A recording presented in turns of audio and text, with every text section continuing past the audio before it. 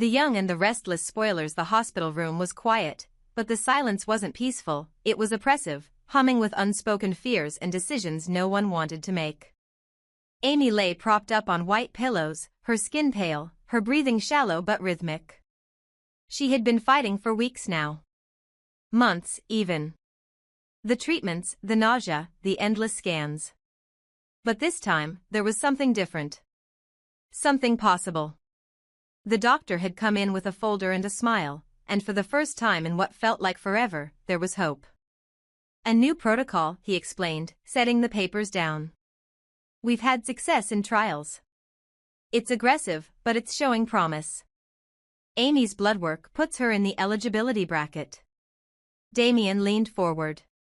What do we do? The doctor looked between the two men, Damian and Nate, and then to Amy, who had turned her head slightly. The treatment depends on a partial liver transplant. A living donor. The liver, as you may know, is the only organ that regenerates itself. With proper rest and monitoring, the donor can live a completely normal life. The issue is compatibility. We'll need a family member. Before the words had fully settled in the room, Nate was already standing. Damian, let's go. We'll get your blood tested today. But Damian didn't move. Amy looked at him. Something passed between them, unreadable, but heavy. Damian? Nate asked again. I just need a second, Damian said, standing slowly, rubbing the back of his neck. This is a lot. Nate blinked. What's to think about? Your mom needs a piece of your liver. She can live if you do this. If you're a match. I know, Damian replied. Just give me a second. Nate stared at him, confusion giving way to suspicion. Amy reached for Damian's hand. No, she said softly. I don't want this. I won't allow it. Nate turned. What? I don't want him to go through that for me, Amy said, her voice trembling. I've had a long life. Maybe this is the end of the road. That's okay. It's not okay. Nate snapped. It's not your decision to make for him. Damian's a grown man. If he wants to try and save your life, but what if he dies on the table? Amy asked, tears filling her eyes. What if something goes wrong and I lose him? I couldn't live with that, even if I lived. Damian stayed quiet. Nate looked at him, then back at Amy. There's something going on here. Something you're not saying. Amy looked away. And that was all it took. Later that evening, Nate pulled Damian aside. They were standing in the hospital courtyard, the cool night air doing little to soothe the storm brewing between them. She's your mother, Nate said. Why won't you do this? It's not that simple, Damian replied. Why? Because of the surgery? The risk is minimal. You're healthy. She has a chance. A real chance. And you're hesitating? I said I need time. That's not an answer. That's an excuse. What's really going on? Damian looked at him, jaw tight. You want to know? Fine. I don't think I'm a match. You haven't even tested yet. No, Nate, Damian cut him off. I mean, I don't think I'm her son. The words hung in the air like a thunderclap. Nate's face hardened. What are you talking about? I've always wondered, Damian said. The timelines, the stories. Things didn't add up. She raised me, yes. She loved me. But every time I asked about my father, she changed the subject. Every time I asked about when I was born, she got cagey. And then a few years ago, I found a letter. Tucked into the back of a photo album. Addressed to someone named Lila. It talked about adoption. About sacrifice. Did you confront her? No. I didn't want to hurt her. I figured it didn't matter. She is my mom. But now? Now you're asking me to risk my life, and I don't even know if we're blood. I don't even know if it would work. Nate exhaled slowly. You should have said something. I didn't want to shake everything apart. Well, guess what? Nate said. It's already falling. The next morning, Nate ordered a DNA test without telling anyone. He had access. He had justification. He just needed confirmation. And when the results came back, it was there in black and white. No match. Amy and Damian shared no biological relationship. He wasn't her son. The truth, once revealed, burned through everything. Amy cried for hours when Nate told her. I always meant to tell him, she whispered. But I wanted to wait until the right time. And then the time never came. I didn't think he'd forgive me. I didn't think he'd stay. Of course he'd stay, Nate said softly. You raised him. He loves you. But love doesn't fix blood. No, Nate agreed. But it doesn't need to. Damian took the news quietly. Too quietly. He didn't cry. He didn't shout. He just nodded and walked out of the room. That night, he sat alone in his car, staring at the hospital from the parking lot, trying to understand who he was. If Amy wasn't his mother, then who was? And why had his whole life been built on silence? But more than anything, he thought about what Nate said. That Amy could still be saved. He returned to the hospital the next morning. Test me anyway, he said. I want to try. They ran the panel. And against all odds, against every statistical improbability, he was a match. Not a close one. But close enough. You can do this, the doctor said. With prep and proper recovery, it's safe. Amy begged him not to. But Damian looked at her and said, I may not be your son by blood. But I'm your son in every way that matters.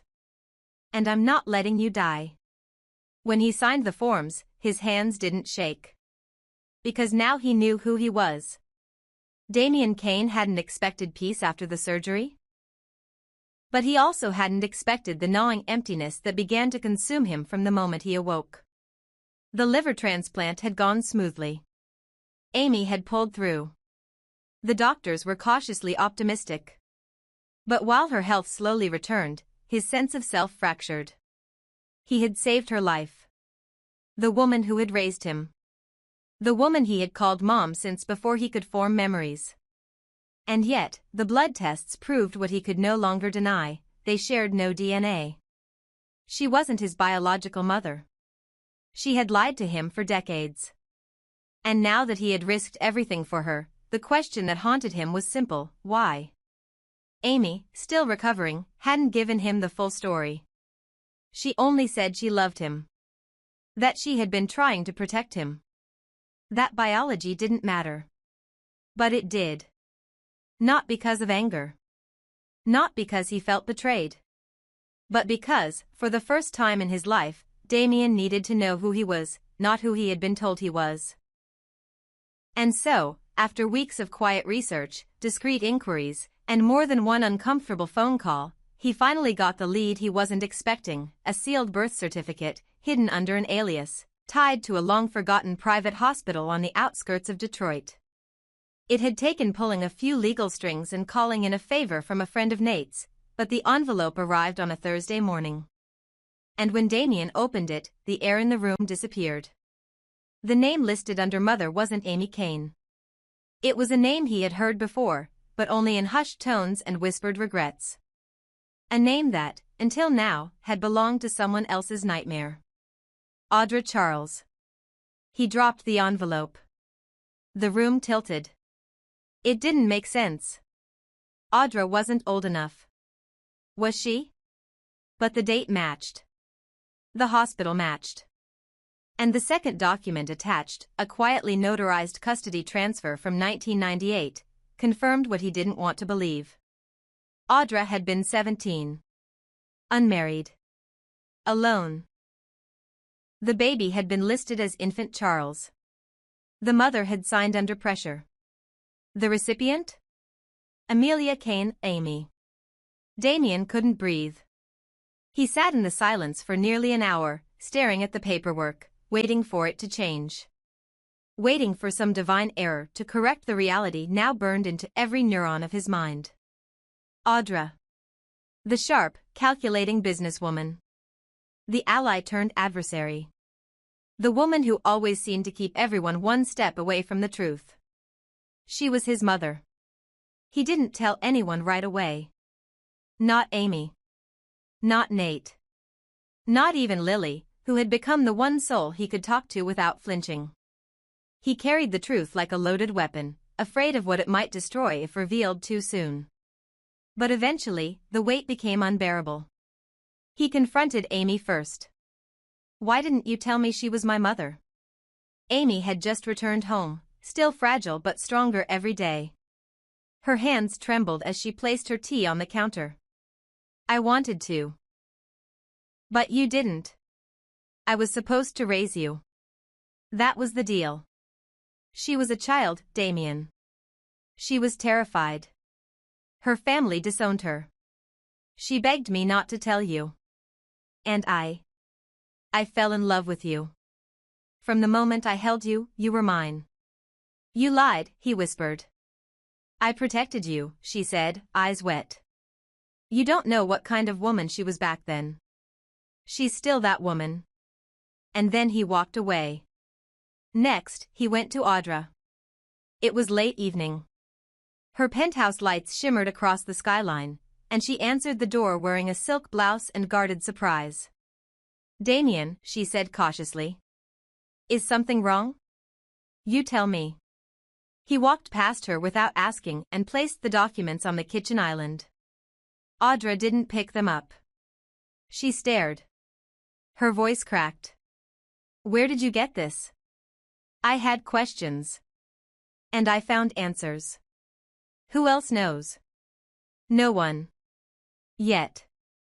She took a long breath. I was a kid. I had no support. I made mistakes. You gave me away. I gave you a chance. Amy gave you love. A life. You didn't even check on me. I couldn't, she said. Not without risking everything. You don't understand the pressure I was under. I thought, if I stayed away, maybe you'd have a shot at something real. And now? You still want to stay away? She looked at him. I don't know how to be a mother. You were one, he said. For 9 months. And then you ran. There was a long pause. Then Audra said, What do you want from me, Damian? He didn't answer. Because he didn't know. For days after, he spiraled. Should he tell Amy he forgave her? Should he try to build something with Audra? Could he? Would that even be right? The people who had shaped him, loved him, lied to him, they were all tangled together, and now, so was he. Finally, he returned to Amy. She was sitting on the porch, wrapped in a shawl, watching the wind move the trees. He sat beside her. Said nothing. Just watched the same wind. And then, quietly, he said, She's not ready. Amy nodded. I don't think I am either, he added. You don't have to choose, you know, she said. You're allowed to love us both. In different ways. For different reasons. He looked at her. Do you still see me as your son? She smiled. You were never anything else. And for the first time in weeks, Damian felt something like peace. Not resolution. Not closure. But the beginning of something new. The truth had changed everything. But love would rebuild it. One truth at a time. Damian Kane had always thought he knew who he was. That belief, even when fragile, had been enough to keep him balanced. But the moment Amy's doctor said the words liver transplant and living donor, everything inside him shifted. It wasn't just the enormity of the request. It wasn't just fear of pain or risk. It was something far more destabilizing, uncertainty. And secrets. The kind that burrow under your skin and fester until they become indistinguishable from shame. He hadn't told anyone, not even Amy or Nate, that he'd secretly done a paternity test 2 years ago. He'd been searching for medical history before applying for a clinical trial, and curiosity got the better of him. The results came back ambiguous, inconclusive. Not a match, but not a complete exclusion either. Enough to plant doubt. Enough to unearth questions he'd buried since childhood. Who was he, really? Why did his mother always dodge questions about his early years? Why were there no baby photos before he turned 4?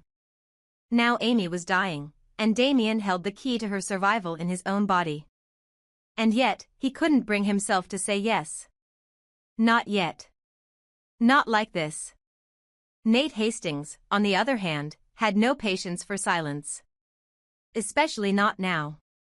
She's stable for now, Nate said, walking briskly beside Damian through the hospital corridor. But we both know time is running out. I know, Damian replied.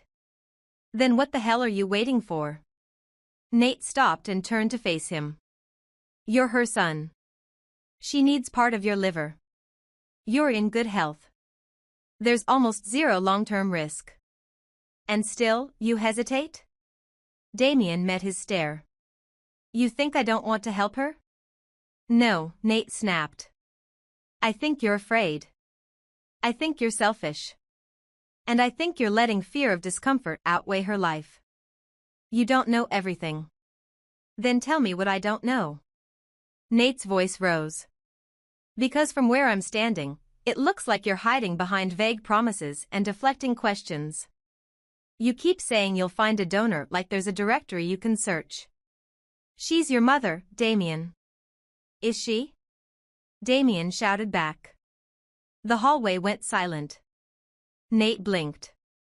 What did you just say? Damian looked away, his jaw clenched. I don't know. Okay? I don't know if she is. I've suspected things for years. And now. I just don't know. You're kidding me, Nate said, his voice lower now, colder. You're telling me you're willing to let her die because of a suspicion? I'm telling you I can't do this unless I'm sure. Sure of what? That it'll work? That she deserves it? Or that you won't regret it if she doesn't make it? All of it. Damian exploded.